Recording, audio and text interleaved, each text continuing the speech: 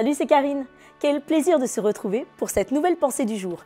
Es-tu plutôt cœur de pierre ou cœur de chair?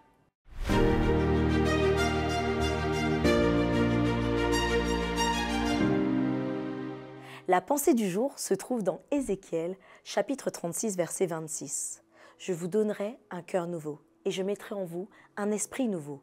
J'ôterai de votre corps le cœur de pierre et je vous donnerai un cœur de chair. Je vais te demander de faire quelque chose avec moi. Alors tu soulèves ta manche, si tu en as une en tout cas, et tu vas te pincer, mais à la limite du supportable. Allez, vas-y, on teste ensemble. Fais-le bien, hein, l'exercice. Est-ce que tu sens cette chaleur? Tu sens cette douleur? Pour certains, peut-être une trace rouge est apparue. Cela, c'est bien la chair. La chair, elle est vivante, elle est changeante, elle est matière. Elle, quand on la touche, on sent, on peut la traverser, elle peut être aussi modifiée. Elle peut rougir ou elle peut noircir en contact avec la puissance de la lumière du soleil. Elle brûle au contact du feu et se consume. La chair, ce n'est pas quelque chose de froid ou de minéral. Elle est chaude, elle est composée d'éléments vivants. Alors une question pour toi, cruciale aujourd'hui. En ce jour, y a-t-il des expériences qui t'ont, comme ce pincement, qui t'ont blessé, qui t'ont heurté, qui t'ont découragé?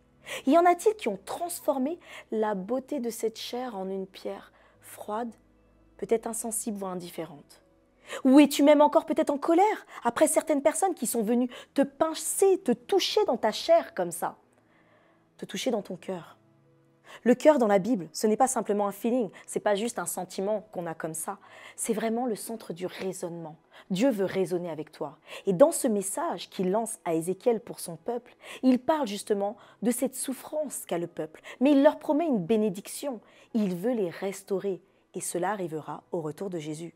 Aujourd'hui, Jésus veut immédiatement te restaurer. Par son esprit, il veut mettre en toi un cœur nouveau. Il veut que tu sois puissant au-delà de toute mesure. Comme ce pincement, que tu vives, que tu ressentes des joies, des peines aussi, mais que tu ressentes comme Dieu ressente, que tu guérisses comme Dieu guérit et que ton cœur soit un cœur de vie. Dieu veut te donner une vie en abondance. Alors accepte aujourd'hui d'être ce cœur de chair, ce miracle de vie. Et en ressentant comme les autres, tu pourras aussi être une source de bénédiction pour les autres.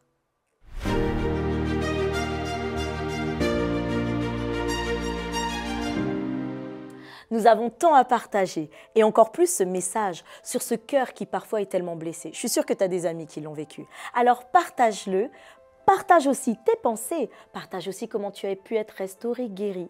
Et en tout cas, pense à t'abonner, à liker et dis-le à tes amis. Et je te donne rendez-vous demain pour une nouvelle pensée du jour.